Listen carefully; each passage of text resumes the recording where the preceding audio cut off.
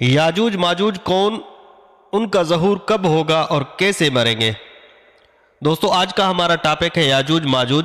جن دوستوں نے ابھی تک ہمارے چینل کو سبسکرائب نہیں کیا تو برائے کرم ہمارے چینل کو سبسکرائب کریں اور بیل آئیکن کو دبائیں تاکہ ہر آنے والی انفارمیٹو ویڈیو آپ تک بر وقت پہنچتی رہے۔ دوستو قرآن مجید میں قرب قیامت کی کئی نشانیاں بیان کی گئی ہیں اور اسی میں سے ہی ایک نشانی یاجوج ماجوج کا ظہور ہے۔ تاہم سوال یہ ہے کہ یاجوج ماجوج کا ظہور کب ہوگا اور یہ کیسے مریں گے؟ یاجوج ماجوج یاسف کی اولاد میں سے ہیں۔ یاسف بن نوح علیہ السلام کے اولاد میں سے ہیں اور ان کا شمار نوح علیہ السلام کے ان بیٹوں میں ہوتا ہے جو کہ ایمان لے آئے تھے اور یہی طوفان نوح کے وقت بھی کشتی میں سوار تھے۔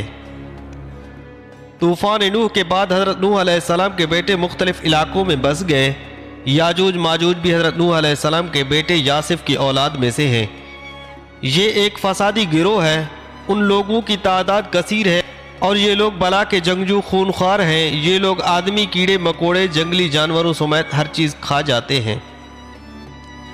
رقم ہے کہ جب ان کے ظلم و ستم کی شکایت آبادی والوں نے حضرت ذوالقرنین سے کی تو ذوالقرنین نے دو پہاڑوں کے درمیان بنیاد کھدوائی اور جب پانی نکل آیا تو پگھلائے ہوئے تانبے اور گارے سے پتھر جمائے گئے اور لوہے کے تختے اوپر نیچے چن کر ان میں لکڑی اور کوئلہ بھر دیا گیا اور پھر اس میں آگ لگا دی گئی۔ اس طرح یہ دیوار پہاڑ کی بلندی تک پہنچ گئی اور پھر اس میں پگھلا ہوا تانبا پہلا دیا گیا، یہاں تک کہ کوئی جگہ نہیں چھوڑی گئی۔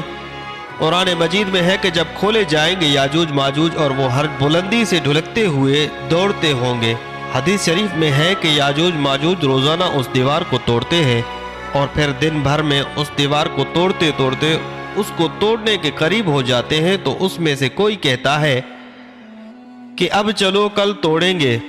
دوسرے دن جب اس دیوار کے توڑنے کا وقت آتا ہے تو کوئی کہے گا کہ چلو انشاءاللہ اب اس کو کل توڑیں گے، اور انشاءاللہ کہنے کی برکت سے یہ دیوار دوسرے دن ٹوٹ جائے گی۔ یہ قیامت کے قریب ہونے کا وقت ہوگا۔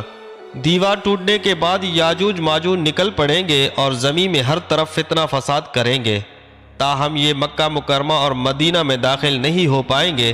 پھر حضرت عیسیٰ علیہ السلام کی دعا سے ان کے جسم میں کیڑے پڑ جائیں گے جس سے یہ ہلاک ہو جائیں گے۔ اگر دور حاضر کا تجزیہ کیا جائے تو قیامت کی نشانیاں بتدریج پوری ہوتی جا رہی ہیں، تاہم اللہ تعالی ہم کو تمام کبیرہ صغیرہ گناہوں سے دور رکھے اور توبہ استغفار کرنے کی توفیق عطا فرمائے۔ آمین یا رب العالمین۔